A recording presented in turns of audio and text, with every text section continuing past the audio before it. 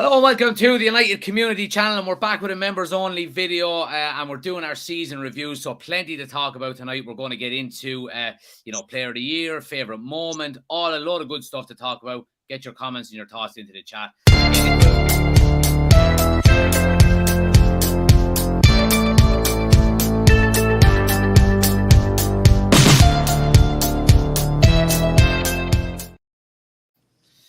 Fancy. We've got the usual crew in as normal. Chris, Ben, Oisin, how we doing, guys? All good? Yes. All good, mate. I had to put a cap on Chris there just to tell him to keep his thoughts to himself, getting into too much in the background before we're going live. But look, we're going to have a bit of a laid back one tonight, everybody. We're going to be talking about the season in general and what we thought. We're going to be talking about player of the season, most improved player, favourite goal of the season, moment of the season, whether that would be for Manchester United or from the channel in general. Disappointing, or the most disappointing maybe moment or player of the season as well. And of course, we'll talk about the latest Manchester United news as well. But I suppose let's just jump straight into it, guys. And I suppose we started with player of the season. Obviously, we seen last night that what are you saying? Yeah, she's grand. Jesus. I mean, if we're going to start the season with her giving out to me, I think we'd have to end it that way as well, wouldn't we? But anyway, so player of the season, obviously we've seen Marcus Rashford got a couple of awards last night. I think, did somebody say he's the first Manchester United Academy player since? Someone finish that sentence. Since I don't know. Ryan Giggs, maybe? Ryan Giggs, maybe. Yeah, maybe. I think it was Ryan Giggs. But in a long time anyway. Let's put it that way. But right, we'll start. We'll go left to right. So obviously Chris is on the left. Player of the season for yourself, Chris, and maybe why? Tough one. It is. For me, I mean, it's probably not the popular one, but mine's the Butcher. Is Lisandro Martinez, because unfortunately he got hurt, but he just changed the way we play defense. He really did. He changed Casemiro is a great player and everything like that, but I think the Butcher just changed the attitude of how of the back four. Just every little shoulder tackle, everything just shows the heart that he has and the passion he plays with. And I think that along with Casemiro, but if you don't have the Butcher back there, I don't think it. I think it changes, but it's a different level, to be honest. Gives us that kind of platform to go on and do things further up the field. I think he gives you that too. He moves the ball out, but he gives you that kind of player hatred that you used to see back in the Ferdinand and Vidic days and Jaap Stam, where you're not shaking hands with anybody. You're going to go out and you're going to crunch them, and that's what you appreciate at that point. It's not helping each other up or anything like that. It's you're over there. Like, I'm not going to shake your hand. So, yeah. Any specific moments from him in the season that kind of stand out for you, or is it just for me? Is when he gave in the first time we played Liverpool, he gave Salah the shoulder. And Salah didn't know what to do. He's like, "What the hell just happened?" And like he just gave him the shoulder and kept walking and just didn't even acknowledge anything he was going to say. So that was only game 3. You know what I mean? But I think with him there, it's that because game 3, but we came off of 2 defeats, and all of a sudden game 3 we're like it could go down really fast, and it's already down, but we can go bad really quick, and he sets the tone like it's like ridiculous.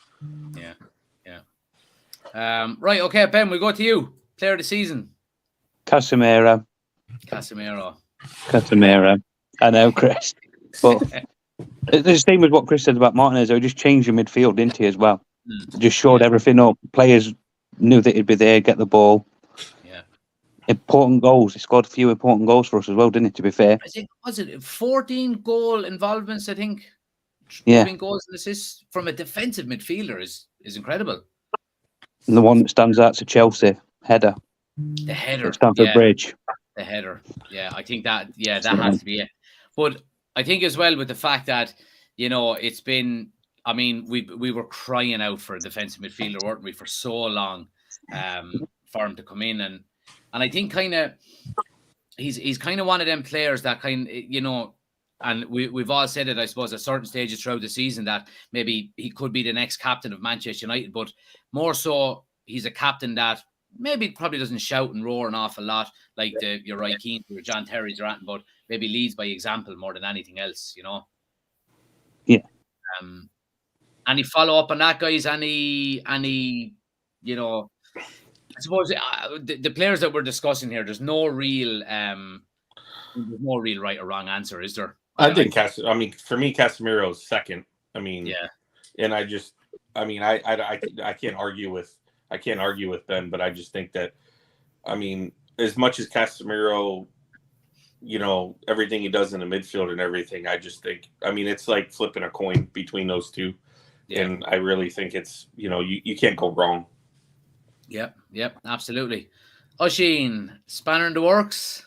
I'm just going to consult my notes that I've written down throughout the day. Yes, show everybody the notes. I've had a day off work. So, this is a guy that does his research, ladies and gentlemen. You do a graph too? Is there like PowerPoint? Oh yeah, there's loads of stuff in the ground here, bunched up papers. Yeah. So I mean, I'm not going to disagree with the guys. I actually have them.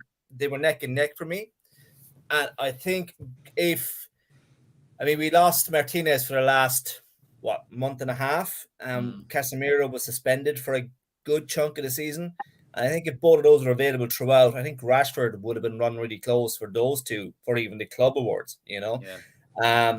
And for me, it's just Casemiro just edging it, just when he ball into that midfield.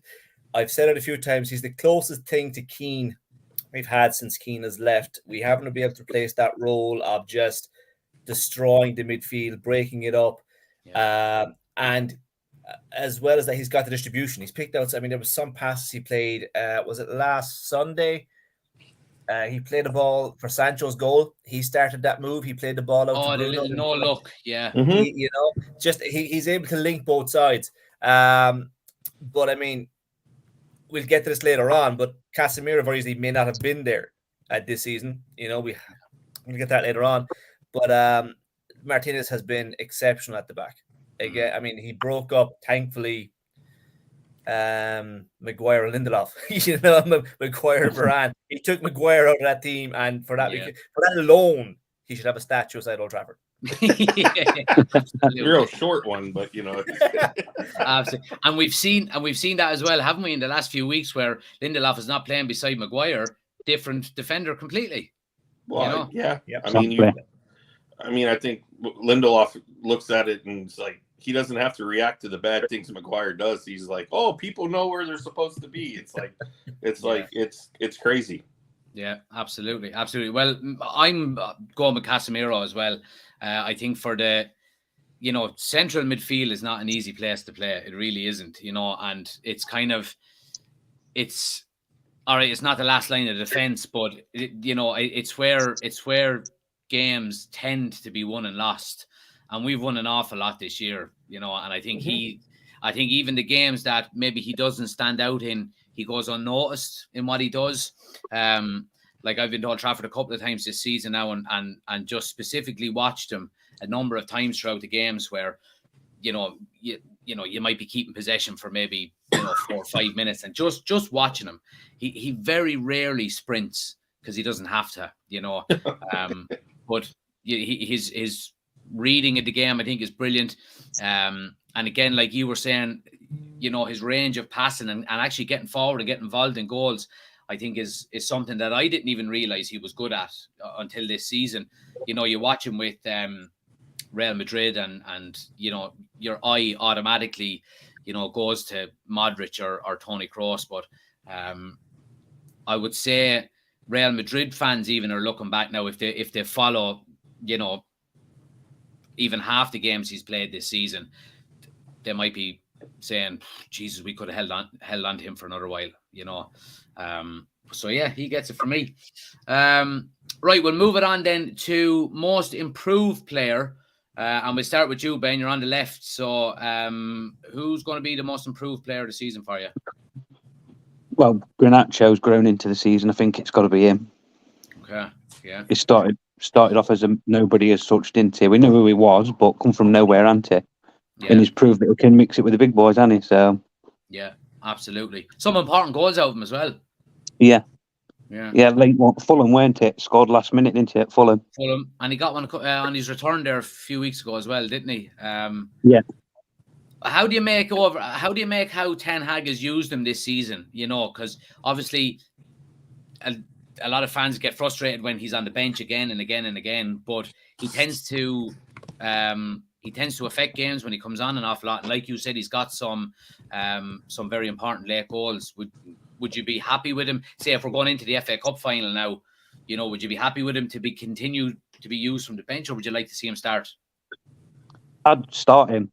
With Martial being injured, you've got to play Rashford through middle. Who's Man City's right back? We don't want Wout Weghorst up front. Yeah, who's Man City's right back? Kyle Walker. Get Garnacho on him and just run it in. Yeah, that would be an interesting one. Although I would worry a little bit about that because Kyle Walker is very, very experienced and could literally just go out the way you know what I mean? But I do. I mean, fullbacks as well. Who could live with his speed. He's one of the few fullbacks who could live with his speed as well. Yeah. Look what he did to Vinny Jr. I mean, he made he held his own with Vinny Jr. Yeah, and so that's the only thing. And like you said, Jack, Kyle Walker just put an arm out, and Garnacho was going to get hurt. Just running into it. Yeah, but I think if he could square him up a few times and go one-on-one with him with a bit of skill, I'd see that. Yeah. That's where you would see, advantage Garnacho. Right, Chris, while you're there.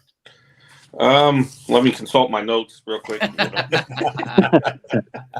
But this is a tough one because I want to say the obvious in Garnacho, but I got to be honest, like the most improved, and that it doesn't have to be a young player, is Marcus Rashford coming out and scoring 30 goals after a season where I don't want to say he pretty much looked lost and didn't know where he was. And I mean, the improvement out of him, I mean, I don't know how many people would have sat here and said at the beginning of the year, hey, Marcus is going to score 30. And everybody's going to kind of laugh at you a little bit like, oh, yeah, we expect 18, 20, but I mean, Marcus had a season, and I think for me, it's him most improved because, he got back into the, he's healthy. Last year, he was coming off injury, he had shoulder and everything like that.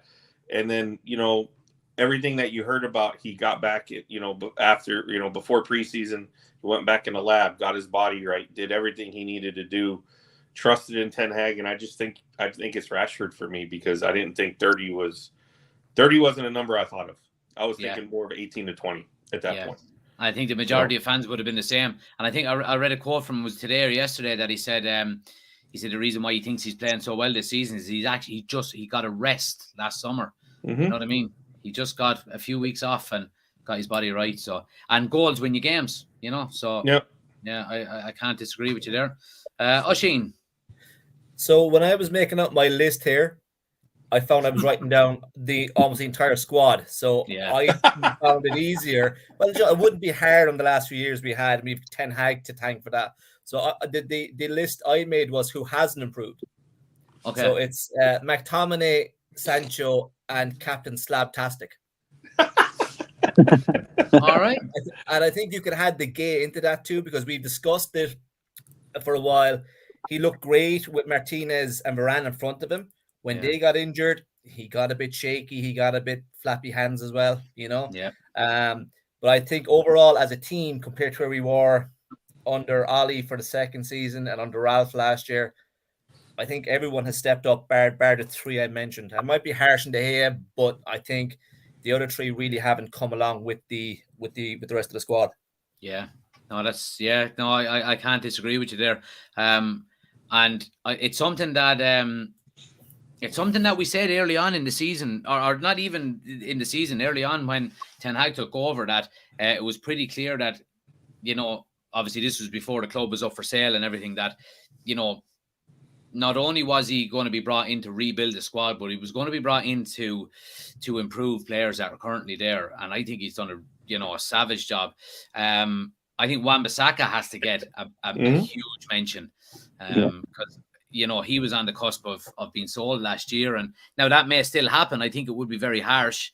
I would like to see him, stay on. I love an old-fashioned defender who actually puts in tackles, and it doesn't get much better than him. Shout out to Fred as well, I think, who's improved under Ten Hag, who, again, probably falls into that kind of mold of, Maguire and Lindelof and McTominay and Fred. And reports yesterday suggesting that Fred could be the one to leave out of both of them, and McTominay is going to be kept on. Oh. It would be the other way around for me. But yeah, I mean, Luke Shaw as well is another one that I have to give a mention to. I think he's had he is, even though he didn't get into the Premier League Team of the Year, that who was the chap from Brighton, I think, got into it. I think Luke Shaw. In Sasio, it's a weird name. But yeah, I think Luke Shaw's potentially been best player or best left back in the league this season. But I have to go with Chris on it, on Rashford. You can't go from 5 goals in a season to 30 goals in a season and not say, you're the most improved. So yeah, he gets my vote, in fairness. So let's move on then to goal of the season. It doesn't have to be a spectacular goal. It can be just maybe one that, made you happiest. Oisin, you're on the left. We'll start with you. I can't remember the mechanics of it, but Casemiro's goal in the Carabao Cup for Newcastle, which got us on the road to winning our first trophy in 7 years. And that just to me was the real start of hopefully the Ten Hag era, first trophy of Manny. So that one sticks with me, and his overhead kick the other week. Jeez, I forgot about that one. So yeah, that's my goal. It was an important goal. It settled the nerves. Rashford got the second one on the day, and then we lifted the trophy. And then at the end of it, he was even given out to Bruno for not squaring to him to get another goal. So that just that kind of proves the kind of guy he is. So that's my one. Brilliant. Chris, I'm gonna have to say it's Garnacho's goal at Craven Cottage. Yeah, 91st minute.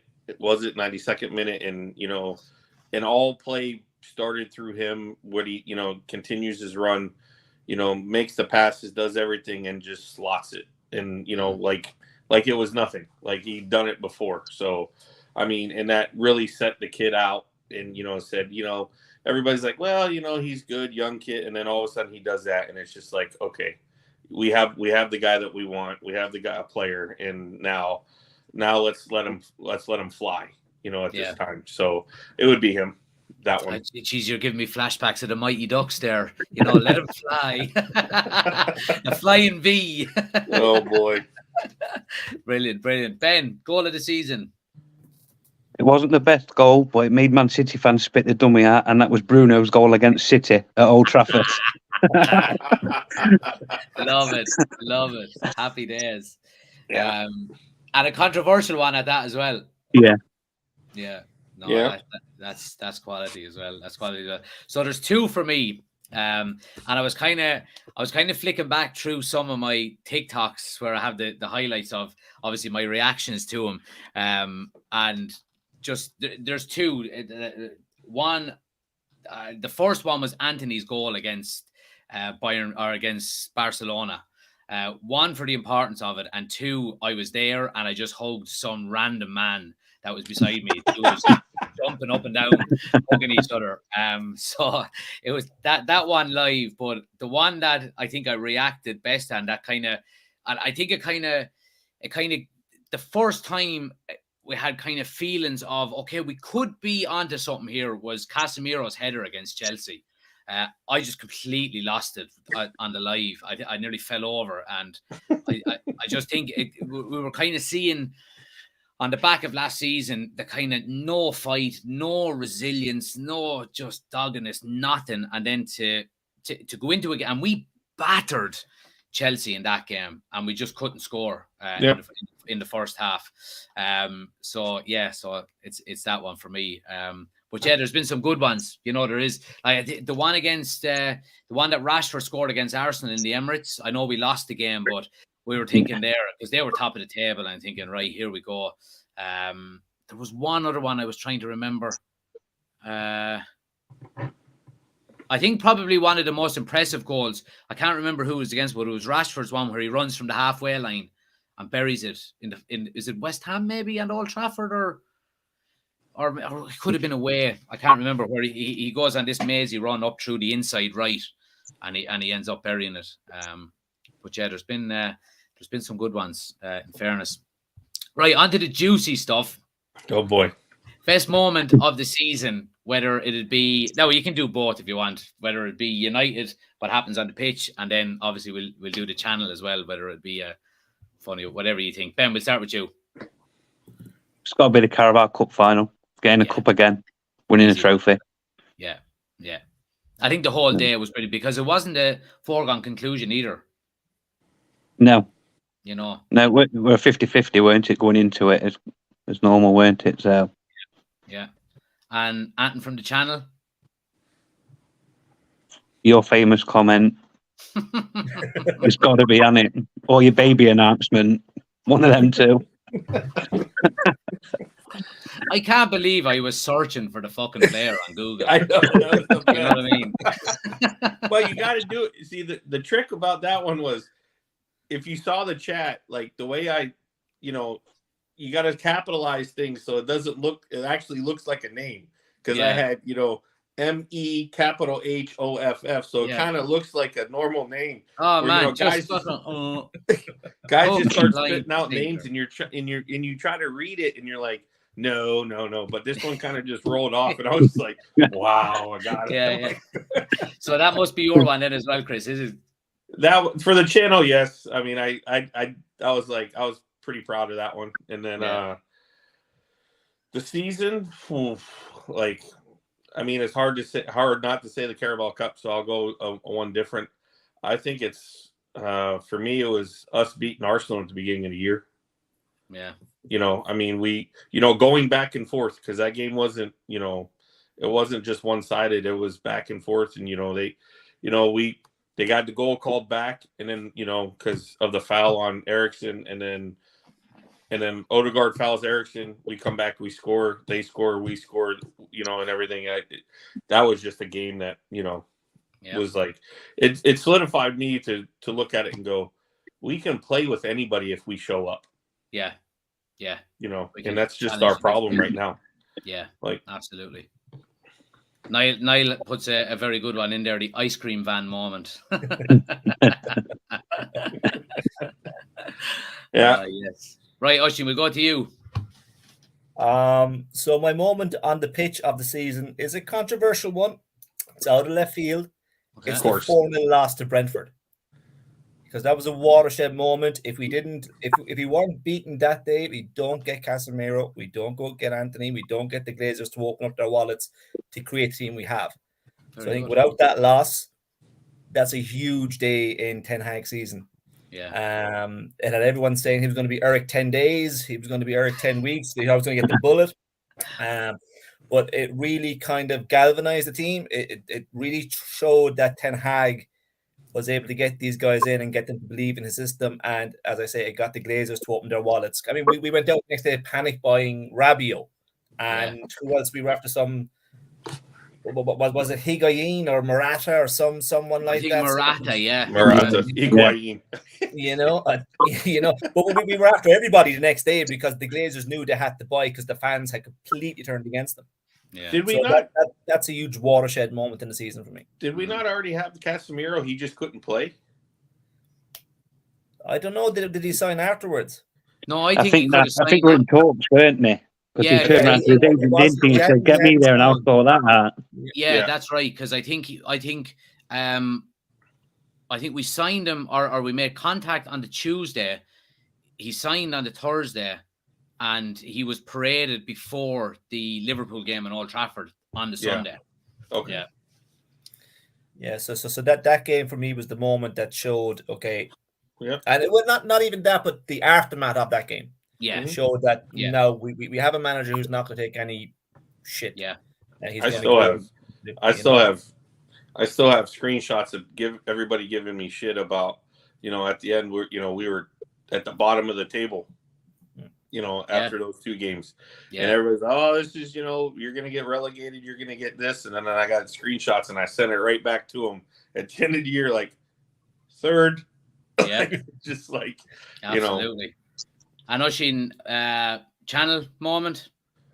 I have a few. My wife remembers during the World Cup you lashing down a batter sausage at one point. Hailing it. There was a news moment where your mother rang during the live. It was the most Irish thing. Ma'am, I'm live on YouTube. And she continued talking. He said, no, ma'am, I have to go. I'm live on YouTube. All the interactions with your lovely lady wife. There's the speed walking. There's Chris's fantastic name. But for me, and of course, before I give my winner, I'm watching on the television. What channel is it on? Don't ask me what channel is it on. But the one for me has to be the baby announcement. A real heartfelt moment. Wish Sancho. He didn't even score. He missed by a mile. Which made it better. So that was my moment. I should have known better not to cut a sentence like that short when it was fucking Sancho taking the shot. I forgot about the sausage moment too. Yeah, because the sausage moment, and then the huge Domino's pizza box full of potatoes that you were wolfing down because you had eaten. And I'm like, what the hell? Just and I'm a small guy as well, but I must have been hungover because I'm like, you clearly inhaled that sausage. Yeah, he did. Yeah, he did. The potatoes too, because it was just like wasn't even chewed. It was just on the other cheek, and then when this one was just back and forth, I'm going you remind me of my daughter because she eats those potato wedges the same way. She just goes nuts and just it's has to be done. Has to be done. Well, my favorite moment of the season, I won't give a channel moment, obviously, because I enjoyed it. No, you got to give one. Right. My favorite channel moment would probably it's probably just a reaction, you know what I mean? Because that's the Jack Mehoff one was quality, you know what I mean? Of course, at my expense.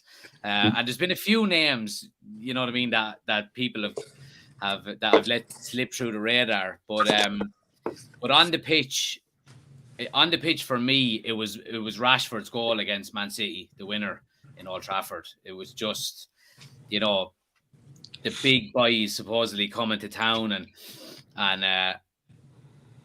obviously the first goal was controversial, and we're clawing it back, and Garnacho then with the assist, it was unbelievable. After the trouncing, what was it, 6-3 we got at the Etihad? That was definitely my favorite moment. We'll go on to, I probably should have ordered these in a different way because we're going to end the best of the season on the most disappointing part of the season, whether that be a player or something in general. What was the most disappointing thing about the season, Chris, for you?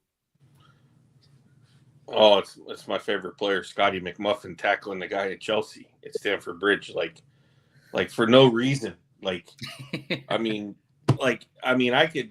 Luke Shaw did his handball against Brighton, at least he was jumping, but McMuffin just like, what do you do? Is that rugby? What's going on? I don't understand what you're doing at all. And it was that, because we dominated the game up until that moment.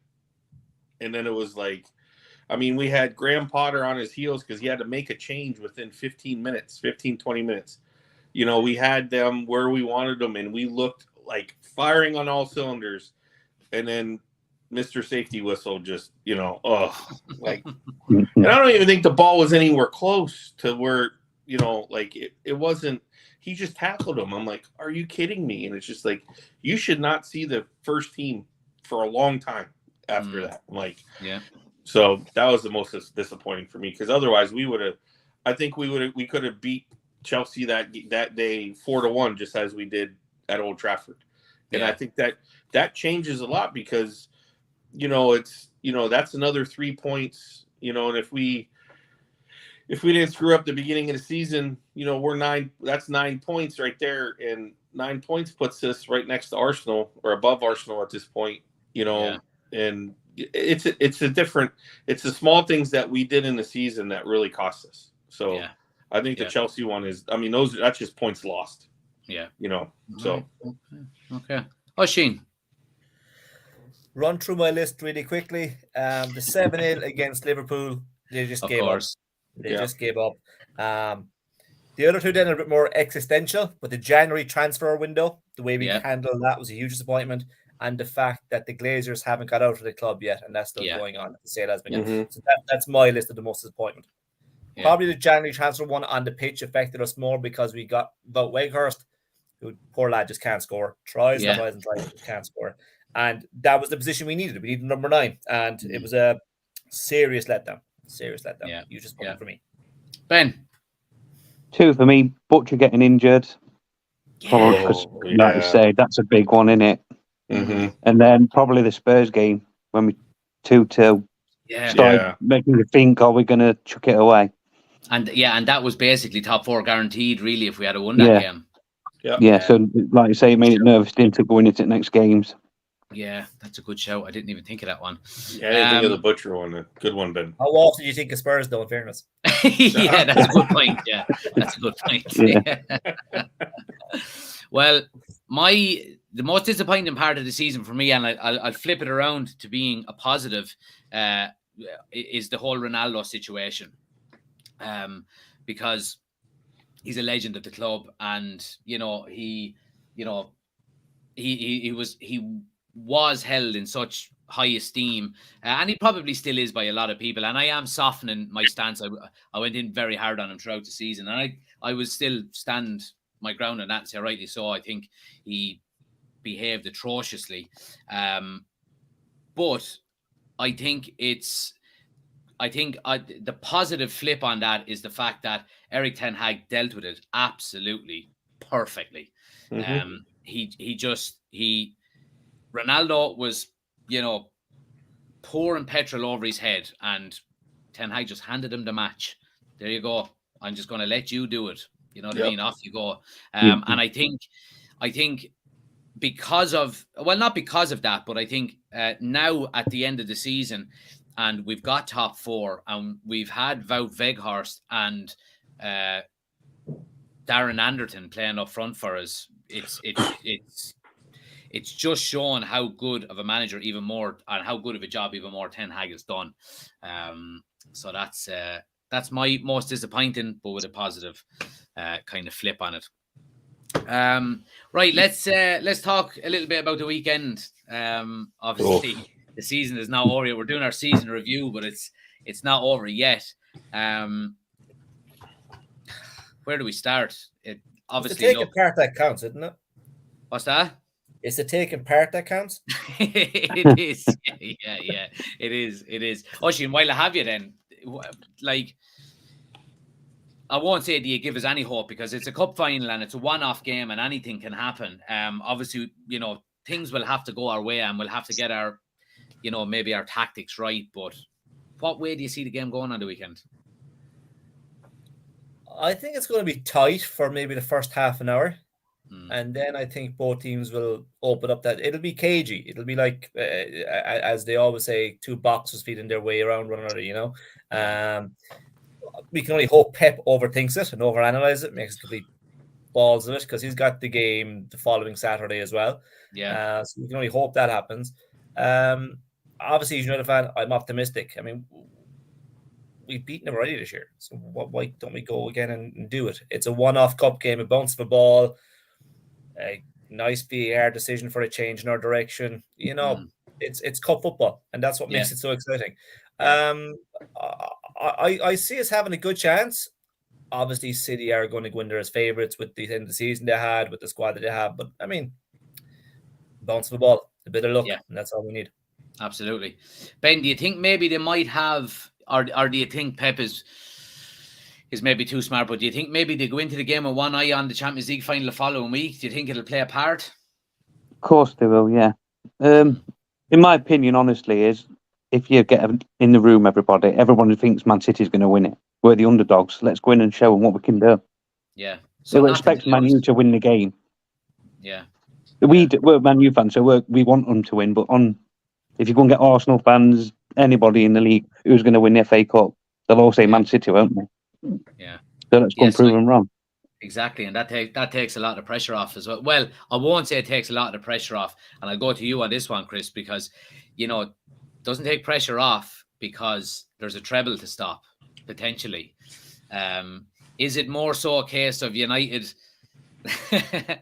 and a lot of the older people who like ourselves who have been around for the treble, might say it's probably more important to stop the treble happening than it is winning an FA Cup.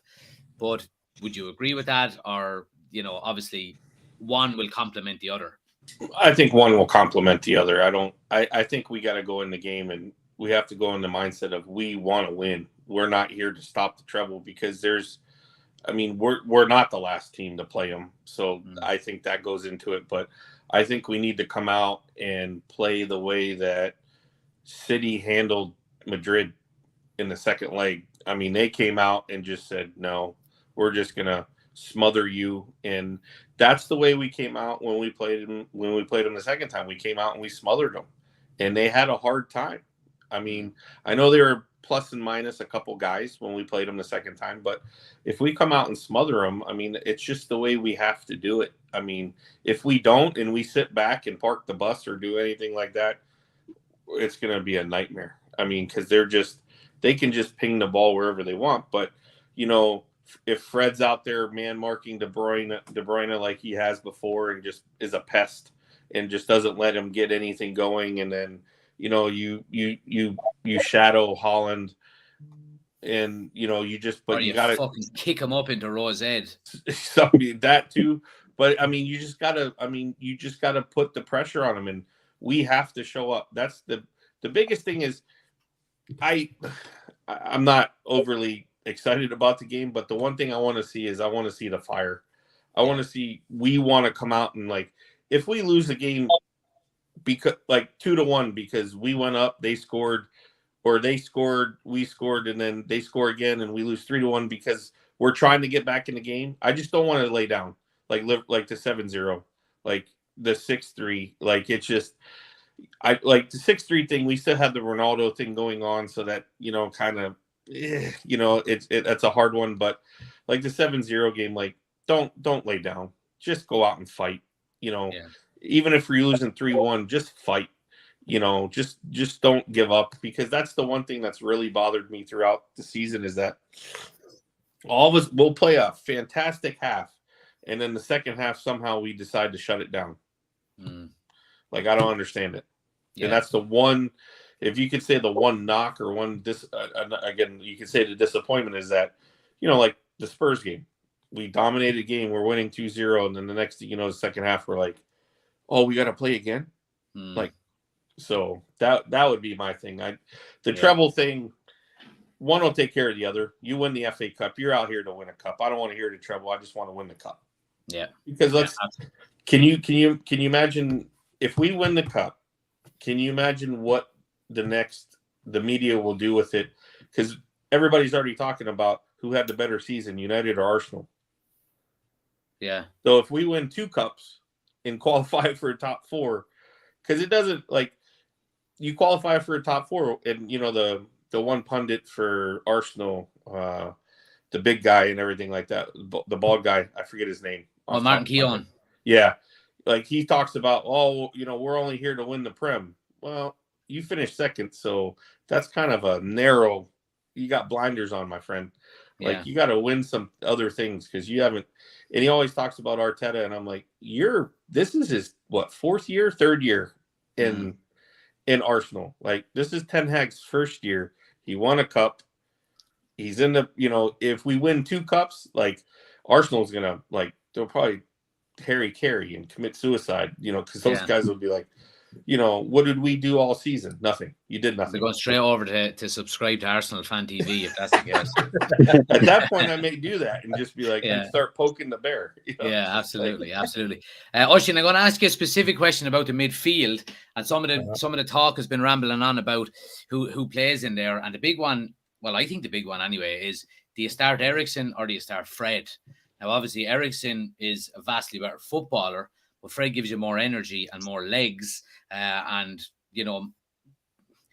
will probably live with the Man City midfield a lot more in terms of the defensive side of the game. But what's your thoughts on that, or do you think it's kind of smoking guns? Going back to the old timers here, it's Partey, Song versus Messi in the Champions League final. You're just going to put him out there to sit in Kevin De Bruyne and not give him an inch. So be right in his face the whole from minute one, kicking Haaland up into Rose's head, put De Bruyne up there beside him in the next seat, and that'll be Fred's job. I'm a huge fan of Eriksen, as we've discussed in this chat a few times. He doesn't have he doesn't have the defensive legs.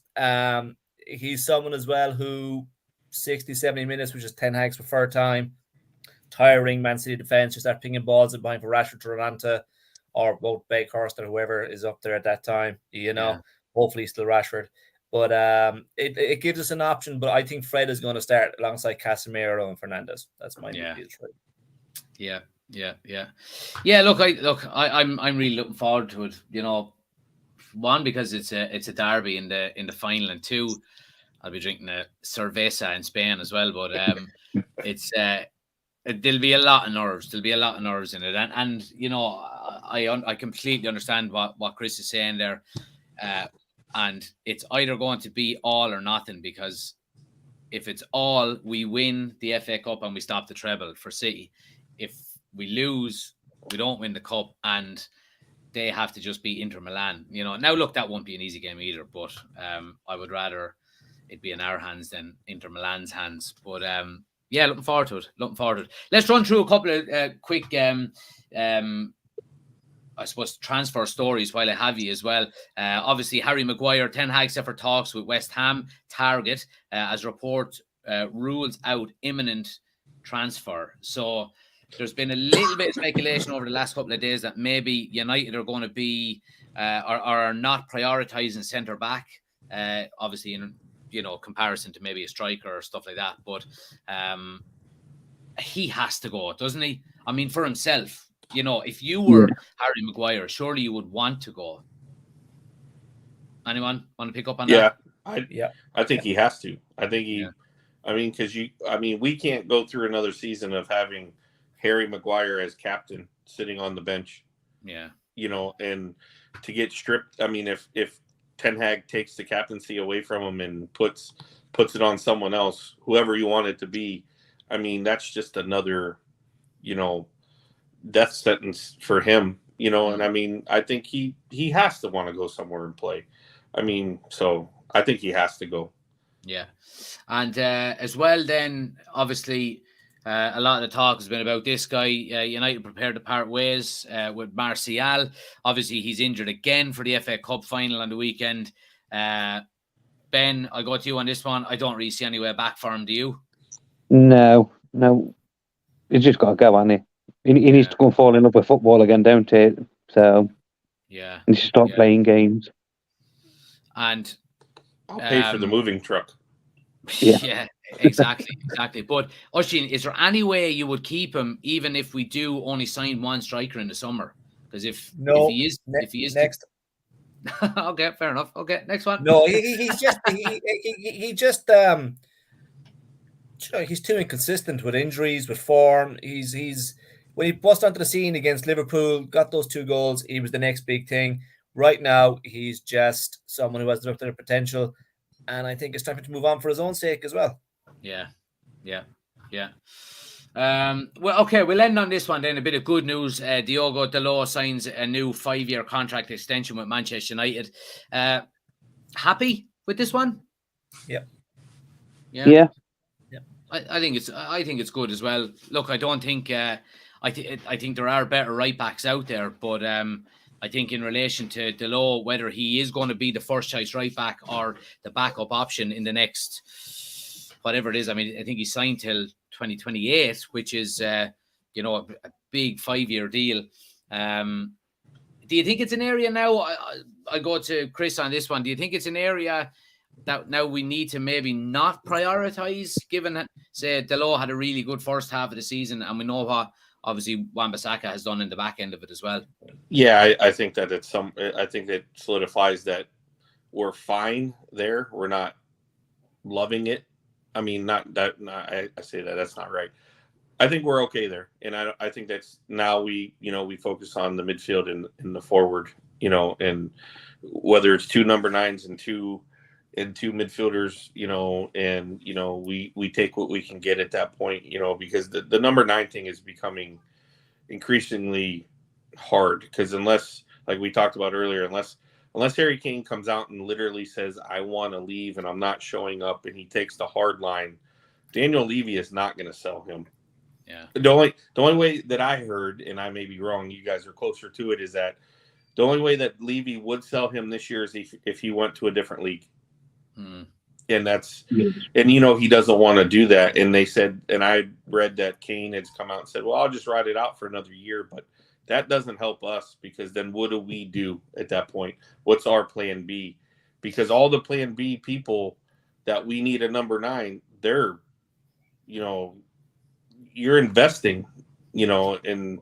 Well, let me play devil's advocate here for a minute then, because if let's say you're Harry Maguire, okay, and you're saying Man City are already sewn up with a striker for the next 5 years. Liverpool already have a striker that they paid 100 million for.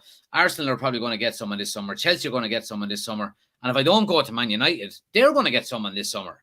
So if he is even to run down his contract, who the fuck is he going to go to in the Premier League if he wants to beat this, Alan Shearer's record? I don't see how he doesn't put a transfer request in. He could go to Newcastle and beat it in the uniform that Shearer wore. Fuck, I never even thought of them. I mean, that's the only thing I can think of at that point, that, because they have not a makeshift. I mean, Isak is a good player, but, by no means, if you have a chance to get Harry Kane, Isak's going to the bench. I'm sorry, son, you're going to go sit over there. But I mean, that's the only thing that I can think of, is because, but then that, like I said, it puts us in an odd place, because if you look at the money that's floating around, Ramos has a $120 million release clause. I mean, he's 21. Vlahovic is going to cost. Vlahovic is, what is he, like 70 to 90 million? I mean, it's big investment. So then. And then those guys are younger too, so it's not like you have that Ibrahimovic that you could bring in with a young guy and then bring in Kane. It's a weird scenario that I'm not real happy with at this moment. Like, it's like, I just hope that Harry Kane takes a hard line and says, I want to leave. I mean, that's the only saving grace for us that I see. And we were talking about this before we went live. It shows in my opinion, it shows a lack of ambition. It was talked about on TalkSport today, but it does show a lack of ambition if he doesn't put in a transfer request this year. He's after committing so much of his time, and Spurs are not getting in that top 4 even again next year. I don't care what manager comes in, and how many players they sign, they're not getting into that top 4. They have to sell. They have to sell Kane to sign players anyways. They're not going to have money. They're not in Europe. Yeah. So and they have to back that big loan in a new stadium. Yeah. So they're going to have to cash in on some of their crowns, some of the jewels in their crown. So Kane is the obvious one to go. Yeah. Yeah. Go on. Sorry, Chris. No, I agree. But I mean, the problem is that I don't know. Levy is such a, I don't even want to say, stick in the mud. I'm trying to keep it clean, but it's like, he's just, I think he cut his nose off to spite his face, and that's the problem. And that, I mean, so now you're dealing with, and I don't know if Harry Kane's he seems that mild-mannered guy that doesn't want to rock the boat to a certain point. I think deep down he really does love Spurs, though, in fairness to him. I agree with that. I'm not doubting that, but like you said, the ambition is, I want to win, because you guys can tell me, if he breaks Alan Shearer's record, in the course of the next couple of years and everything, and never wins a trophy, I mean, how is that going to be talked about? Yeah.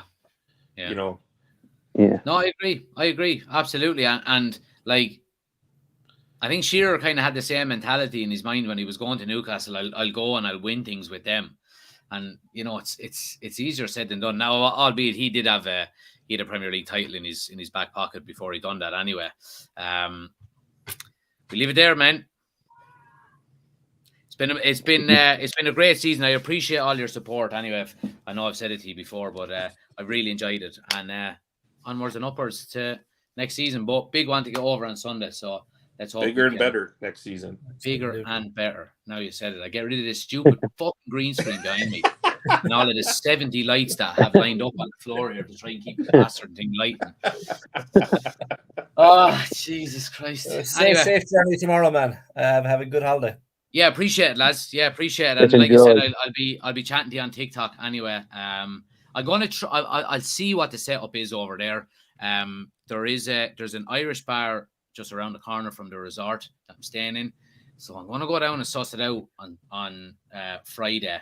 And if I can bring the laptop in and get somewhere to plug it in, I'll be able to do YouTube as well. It won't be as good quality, but you'll have my ugly. Well, we can survive on TikTok for that game. I mean, whatever's easiest for you, but at the same time, it's just like, it's you can do what you can do. At that point, just get them potatoes in your case. Oh, you gotta take a bag. Get the potatoes in your case. I gotta get me friend Dawson all well oiled up as well, because him and his family are coming with us as well. So we'll get him nice and drunk for the live. But oh boy. Right, lads, I'll let you go. I'll be talking to you on Saturday. Happy days. Okay. Take it right, easy. Later. Thanks everybody for watching as well, guys.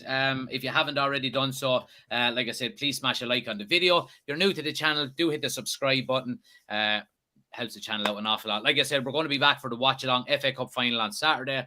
Really looking forward to a big game for United, and let's hope we can get the job done. But until then, take it easy.